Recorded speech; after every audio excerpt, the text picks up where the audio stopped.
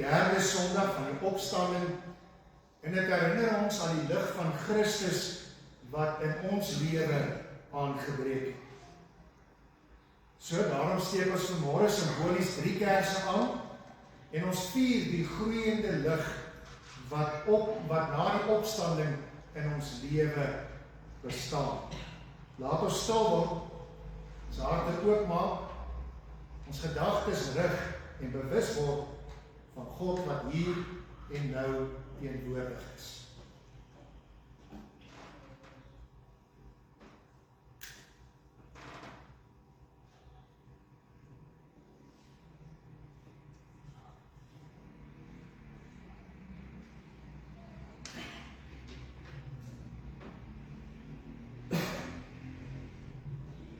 Ek gaan die vra om te staan vir ons toetrede lied, Gesang 422, strofe 1 en 3. Daarna luister ons na die fotum en die seëngroep. En ook daarna kan ons saam sing uit Gesang 425, strofe 1 tot 4. Kyk, die Heer het opgestaan. Kom ons staan.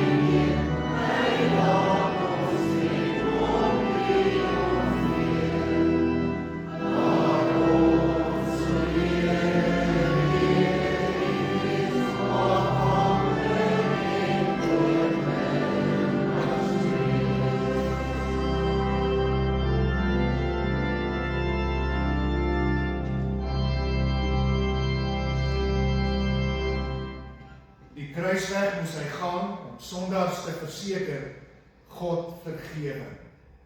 Die prys het hy betaal. Sy dood en graf is waarborg van die lewe. Met lyding, dood en graf voltooi hy nie sy taak nie. Hy moes die graf ontsluit. Toe volg die vrug in oorvloed. Ons lewe, want Jesus bring lewe in oorvloed. Geliefdes, ontvang hierdie wonderlike seën van die Here. Ons is vrygespreek deur Christus, ons verlosser. Hy het vir ons gelei.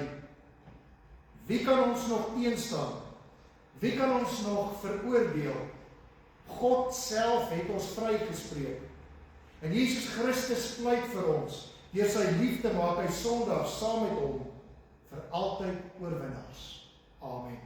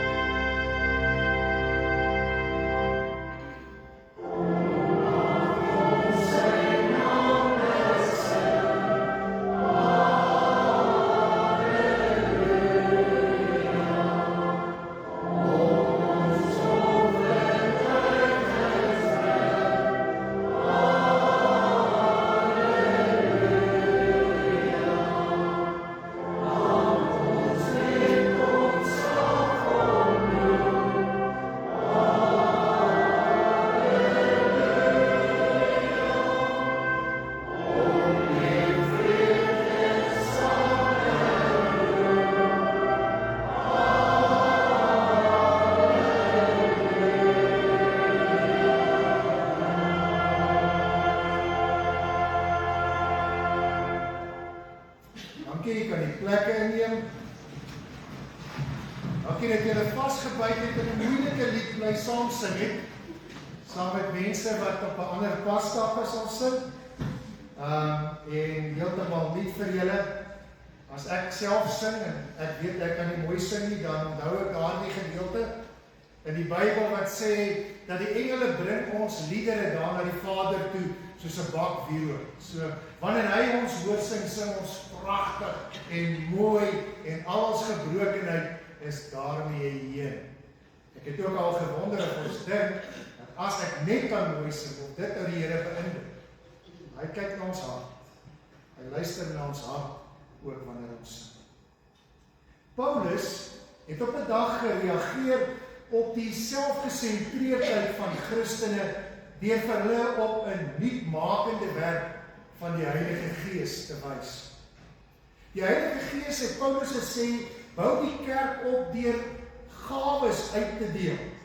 Gawes aan elkeen van die lidmate van die kerk.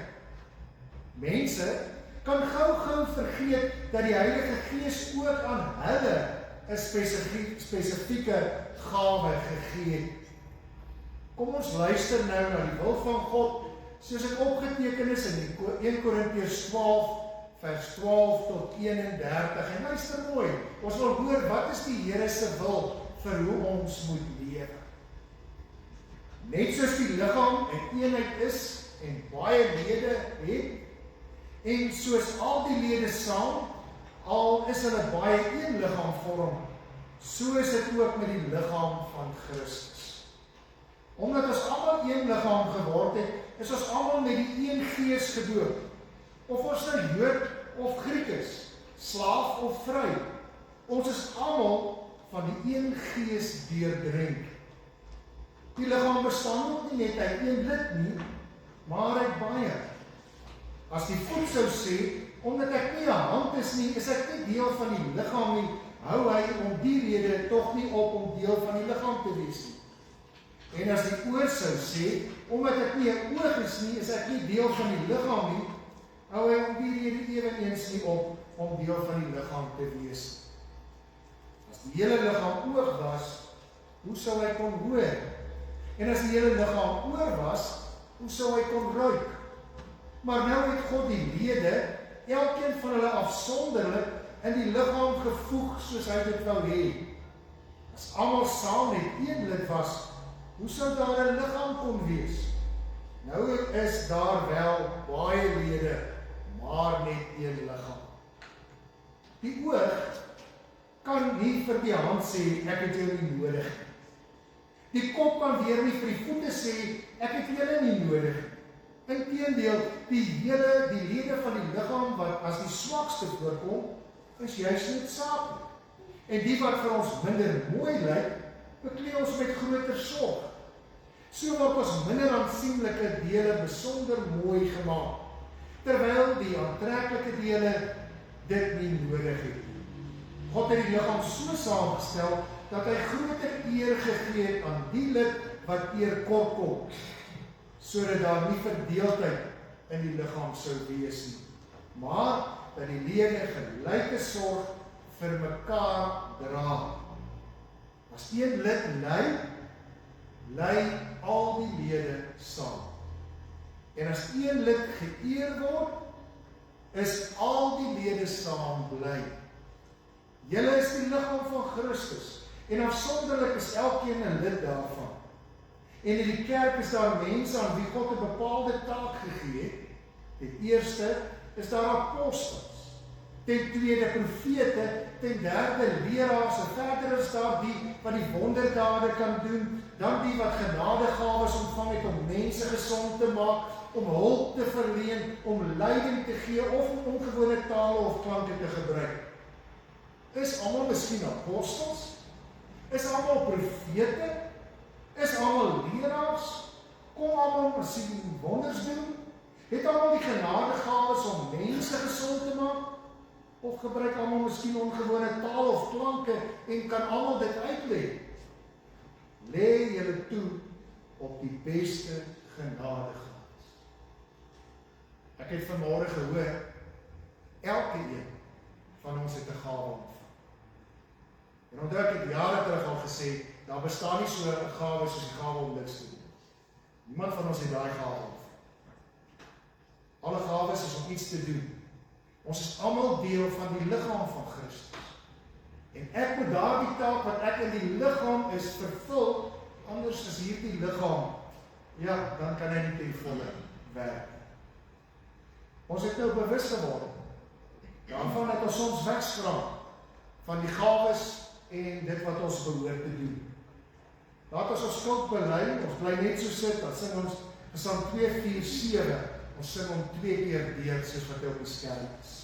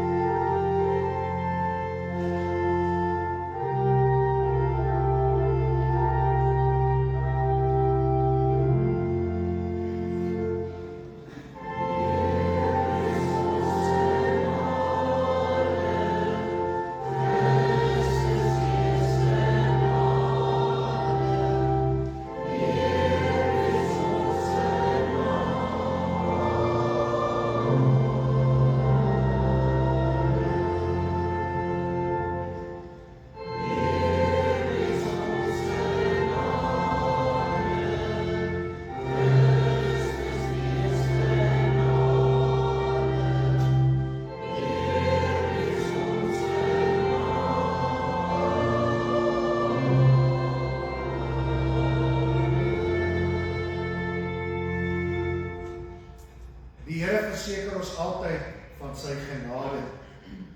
Psalm 103 lees ons, hy sal ons sonde nie bly toereken nie, en nie vir ewig toornig bly nie. Hy handel met ons nie volgens ons sondes nie, vergeld ons nie vir ons ongeregtighede nie, want so groot as die afstand tussen die hemel en die aarde is, so groot is sy liefde vir wie hom dien. Geliefdes, kom ons bely terwyl ons so bly sit ons geloof in hierdie liefdevolle God. Jy kan dit stil in jou hart bely, as jy die woorde saam wil prewel, dan is jy vry om dit ook te doen. Ek glo in God die Vader, die almagtige skepper van die hemel en die aarde, en in Jesus Christus, sy eniggebore seun ons Here, wat ontvang is van die Heilige Gees, gebore is uit die maagd Maria, wat gelei het onder Pontius Pilatus, gekruisig is, gesterwe en begrawe is en ter helle neergedaal, wat op die derde dag weer opgestaan het uit die dode, wat opgevaar het na die hemel en sit aan die regterhand van God, die almagtige Vader, van waar hy sal kom om te oordeel, die wat nog lewe en die wat reeds gesterf het. Ek glo in die Heilige Gees. Ek glo in 'n heilige algemene Christelike kerk, die gemeenskap van die heiliges, die vergewing van sondes, die opstanding van die vlees en die ewige lewe. Amen.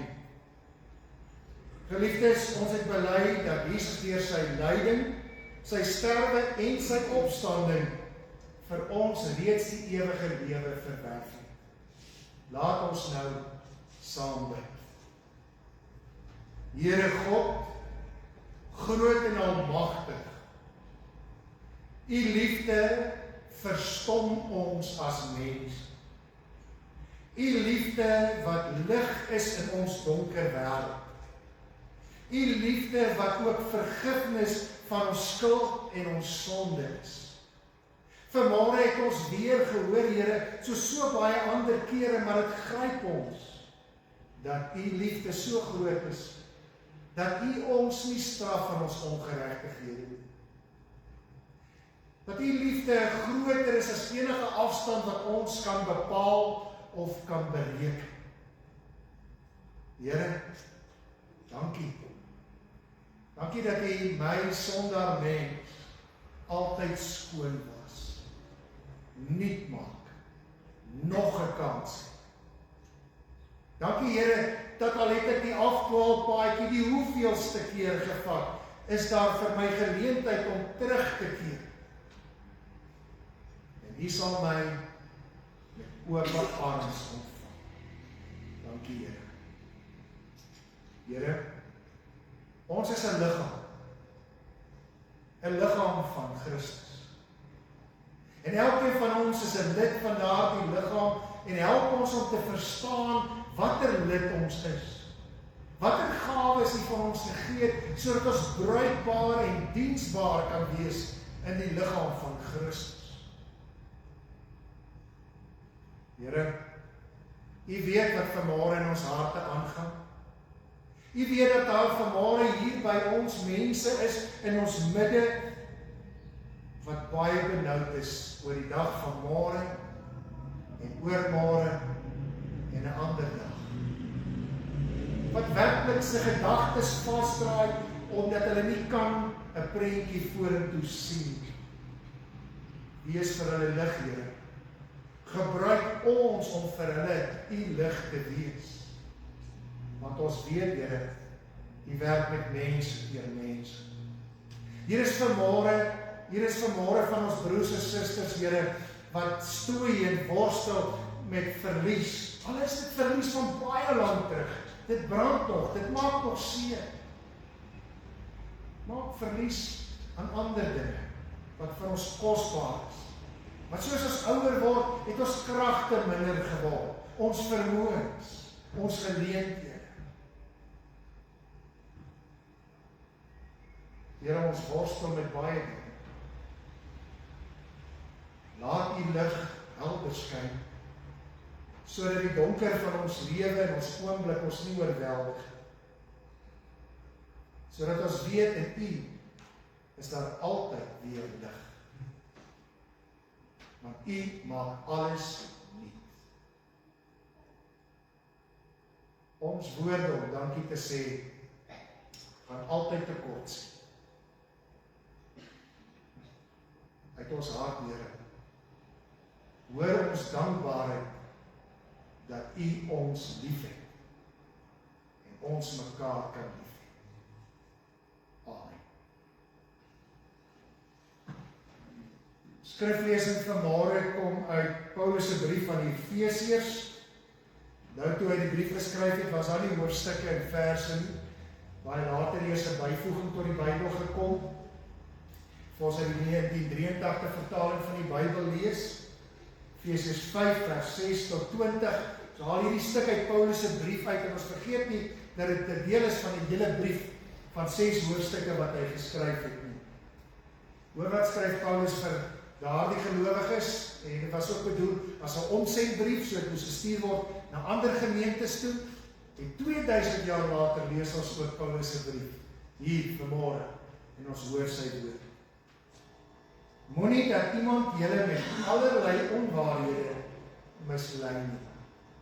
Want daardeur kom die straf van God oor die mense wat aan hom ongehoorsaam is. Met sulke mense moet julle niks te doen hê nie.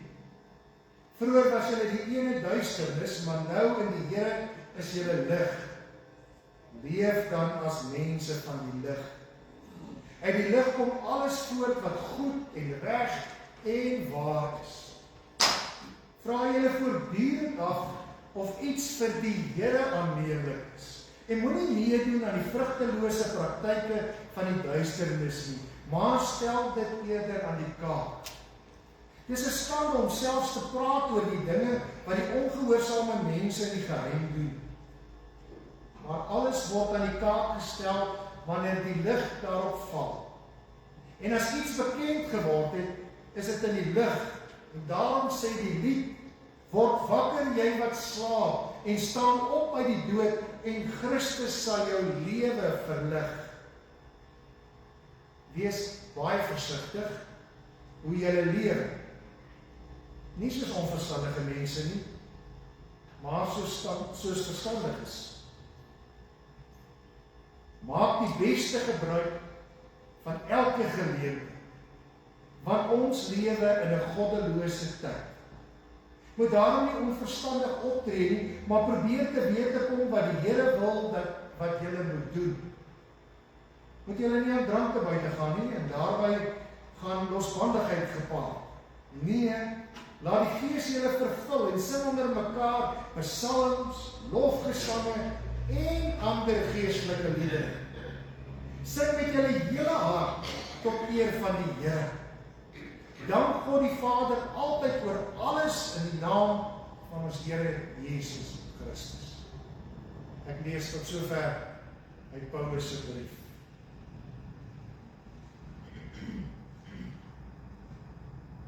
Almal van ons ken die gevoel.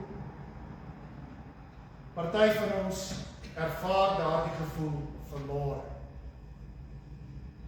Dis die gevoel van donker. Dis die gevoel van ek sien nie die lig. Wanneer ons daardie donkerte in ons lewe ervaar en voel, dan moet ons weet, dit het nie oornag gebeur.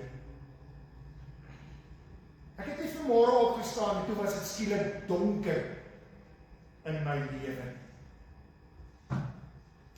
Dinge het stelselmatig gebeur, op mekaar gebou en geloop tot op daardie oomblik.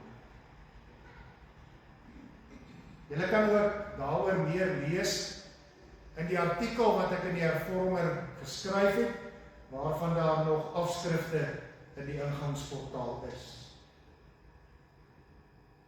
Ek is oortuig daarvan dat die donkerte in ons lewe ons stelselmatig bekruip. Dinge word stelselmatig donkerder en donkerder in ons lewe. Die lig in 'n mens se lewe doof nie net skielik uit nie. Dit word in die meeste gevalle net bietjie vir bietjie donker. Ons lewensvreugde raak altyd druppeltjie vir druppeltjie minder. En ons lewe van dankbaarheid as gevolg hiervan raak dan ook stukkie vir stukkie vlakker en vlakker. Totdat ons lewensvreugde heeltemal opdroog. Dit veroorsaak weer dat ons bewussyn van God se teenwoordigheid in ons alledaagse lewe vervaag totdat dit vir ons voel dit het verdwyn. Jy doen nog alles reg, maar jy raak bewus daarvan dat iets het verander. Juis in daardie stilte verskuiwing hoor ons vandag hierdie kragtige woord van Paulus. Leef soos kinders van die lig. En hy sê dit vir hulle wat donkerte ervaar. Leef soos kinders van die lig. Ek hoor klaar die woordjie leef. Met ander woorde, moenie passief sit en wag nie. Dit gaan net nog wat donkerder op. Leef. Staan op. Doen kragtig iets. Leef soos kinders van die lig. En dit is waaroor Gesang 481 gaan, as ons sing, ontwaak jy wat slaap en staan op uit die dood. Die lied wat Paulus hier in hierdie gedeelte van sy brief aanhaal. En hierdie lied gaan nie net oor mooi lirieke of melodieë nie, dis 'n geestelike oproep. Word wakker, jy wat van slaap geraak. Ons raak geestelik aan die slaap, soos ek voor die televisie aan die slaap raak. Stukkie vir stukkie raak ek net dieper en dieper en dieper aan die slaap, totdat ek heeltemal so slaap, dat ek Elisabeth wakker snop. Hierdie lied dateer uit baie jare gelede. Is dit nie, ons gaan vanmôre hierdie lied sing aan die einde van die preek. Is dit nie wonderlik om te dink, ons sing woorde van 'n lied wat Paulus hulle gesing 2000 jaar terug. Hulle het hom nou nie in Afrikaans gesing nie, maar die woorde is daar. 'n lied wat hulle gesing het by doopgeleenthede, of 'n lied wat hulle gesing het wanneer gelowiges agtergekom het, hulle het afgedwaal, of 'n lied wat hulle gesing het wanneer nuwe gelowiges tot die geloof bekeer geraak het. Ontwaak jy wat aan die slaap geraak het en staan op uit daardie geestelike dood. Hoor jy weet, nie passief nie, ontwaak, jy moet iets doen en staan op. Jy moet iets doen aan jou situasie. In 1857 skryf Petrus Dateen hierdie lied in Nederlands, Ontwaak gij die slaap, wat die basis vorm van Psalm 2:8:1 wat ons in ons liedboek het.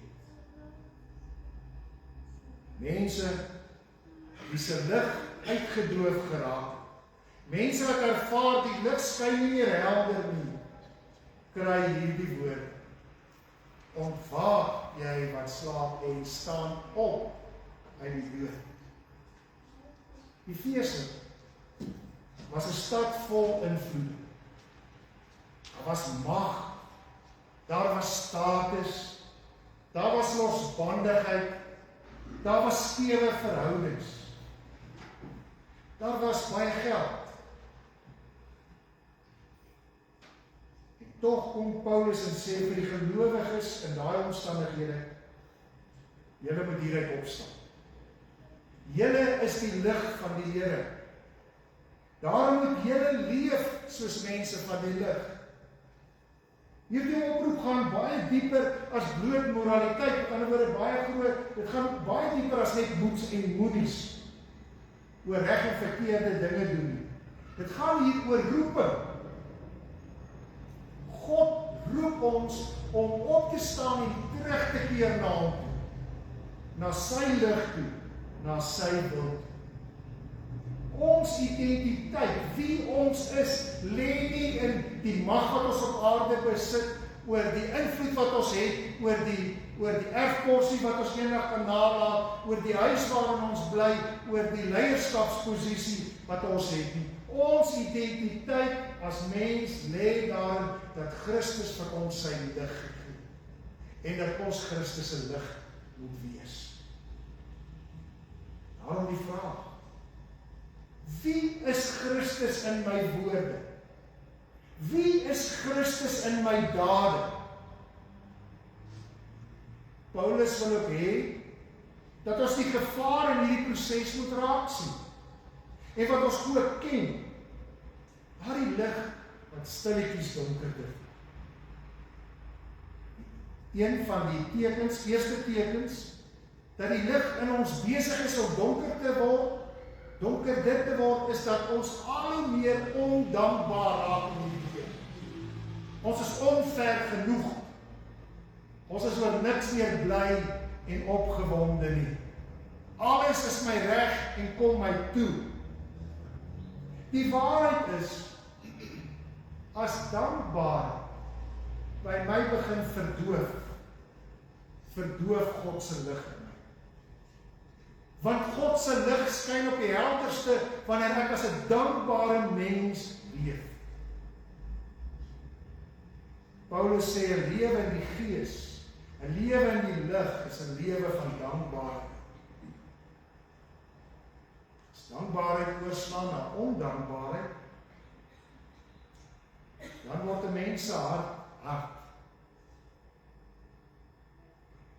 Jy begin fokus op wat jy nie het. Jy raak krities teenoor alles en almal. Jy raak in alles en almal teleurgestel. Dit bring jou by bitterheid.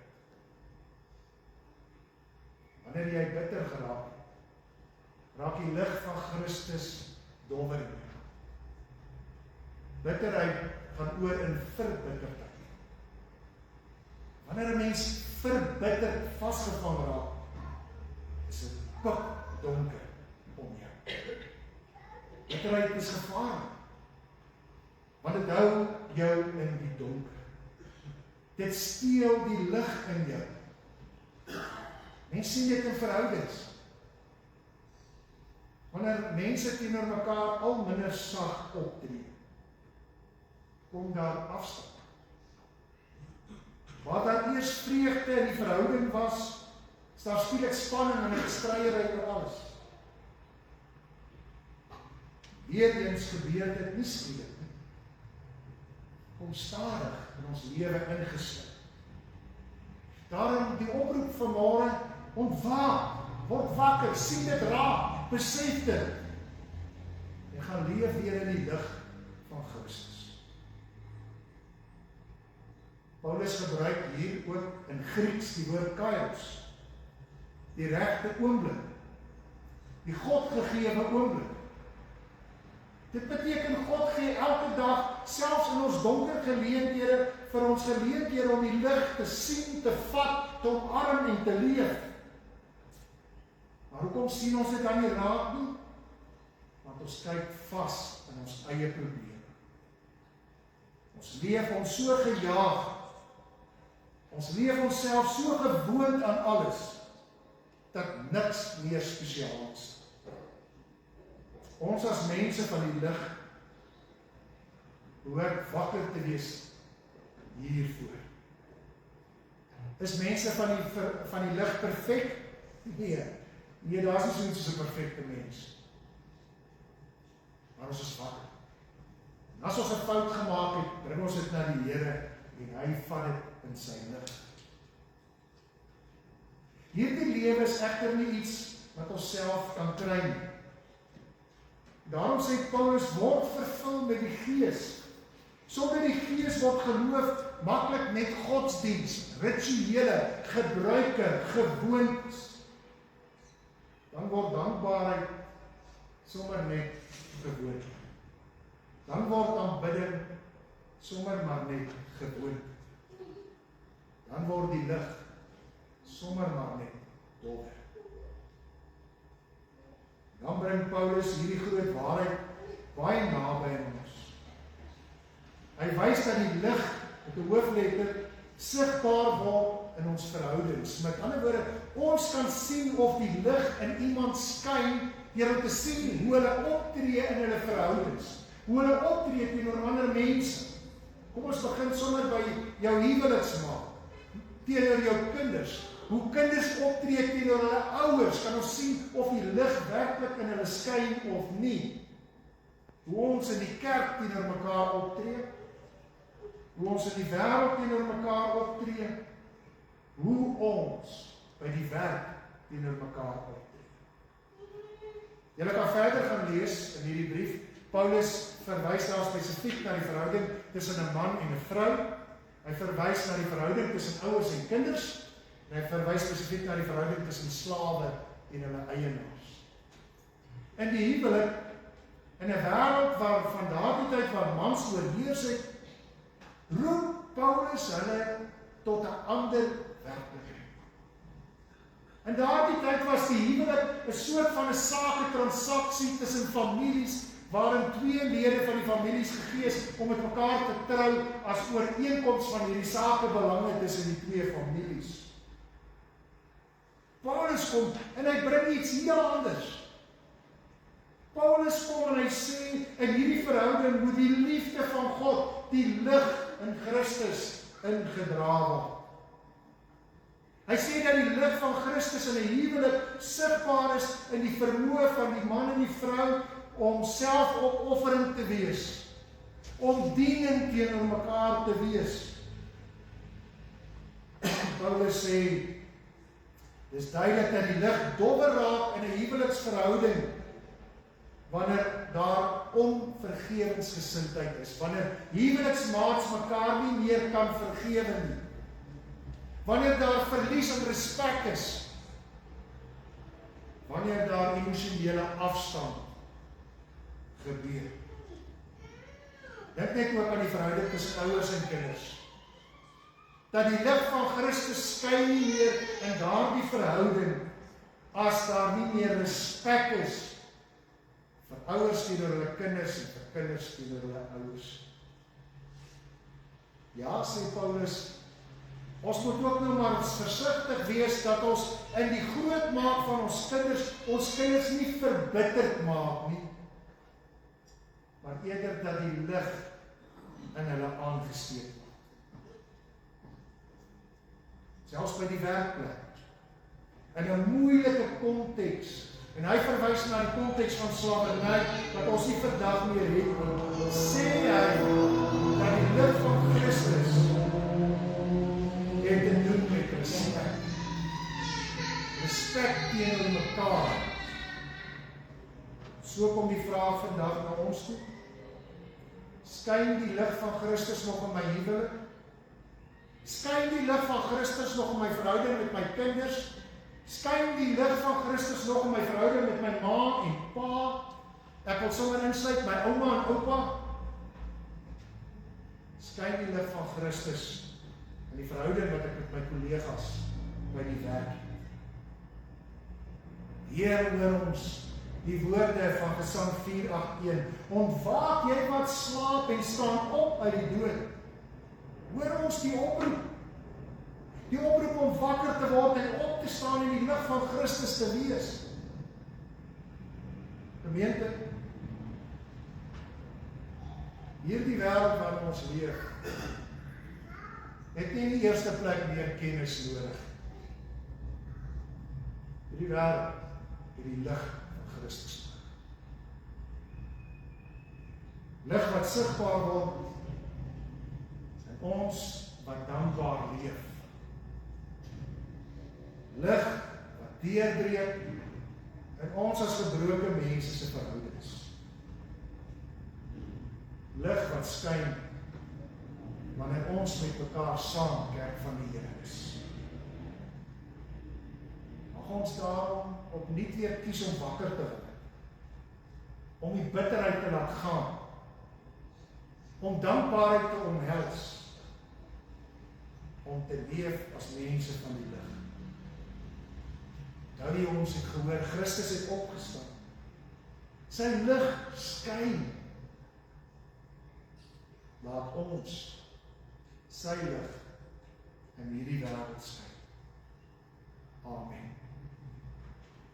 Kom ons sing saam, Psalm 4:8:1, strofe 1-3, ontwaak jy wat slaap.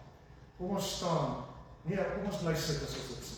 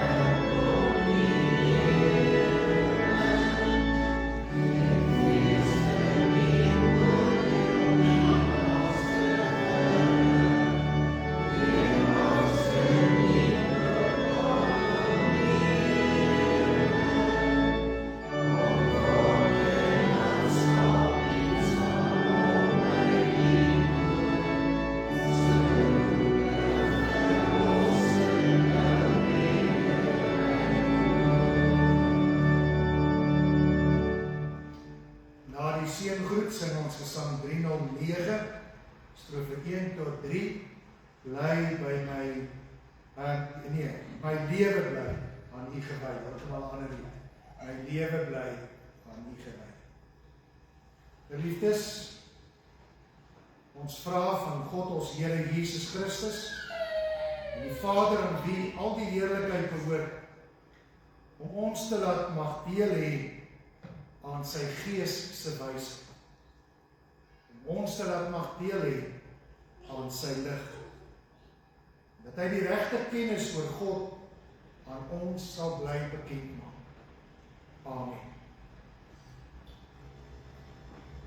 Amen.